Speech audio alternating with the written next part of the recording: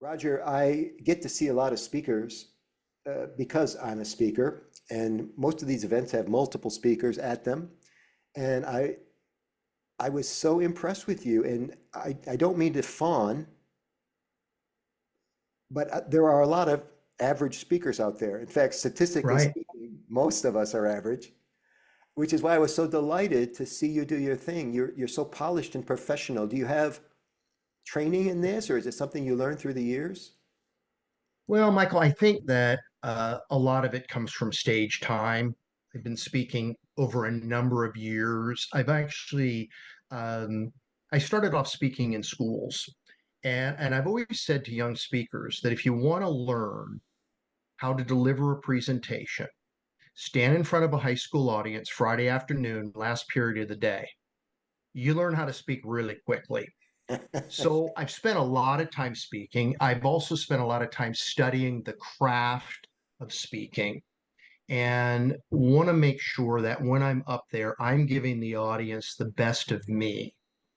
And we talked earlier about the importance of building the bridge with the audience because the speech is not about me, it's about them. Yeah. And how can I add value to their lives and to their work?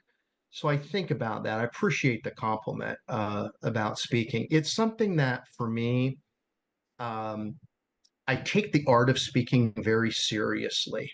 And um, and we can talk a little bit about how I do that and so forth.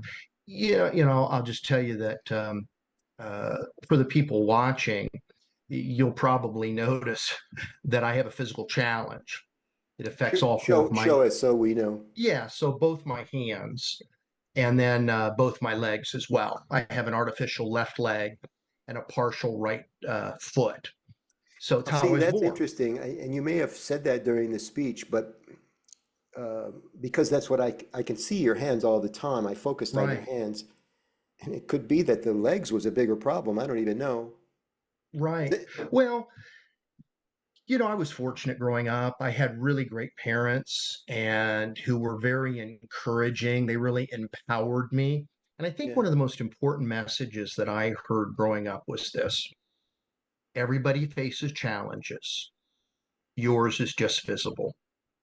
Okay, And good. what that did for me, Michael, was it was a mindset shift to where I felt much less of a victim and I felt much more in control of my life because all of a sudden I wasn't necessarily different, right? I just was challenged like everyone else. Right.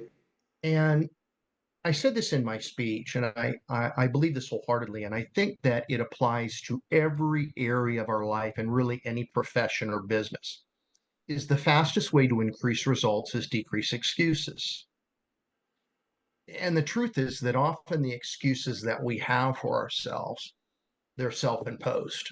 Oh, yeah. Um, because for me, growing up, I had a father that insisted that I was not going to feel sorry for myself.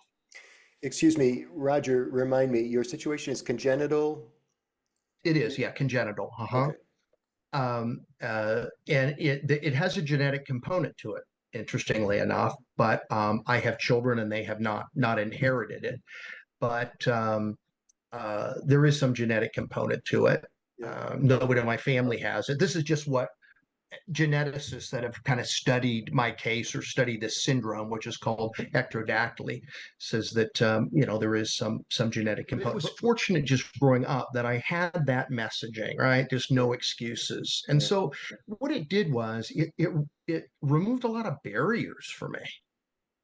I could do it. It was whether I had the determination to do it. Did I have the adaptability to do it?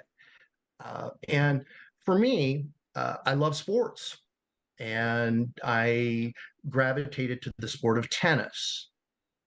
And people often wonder, Roger, how well do you play tennis? Well, I had the opportunity of hitting some tennis balls with Serena Williams, and that taught me a positive attitude doesn't work every time.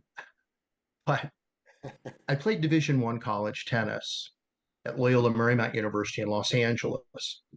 And if I could just distill it down, like how was it that a guy with one leg, three fingers, and half a foot played Division I college tennis? It really would be this. I learned the power of consistency. Get the ball over the net one more time than the other person, you win the point.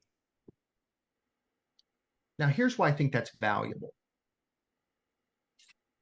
Perfection is rarely attainable, but we can always be consistent.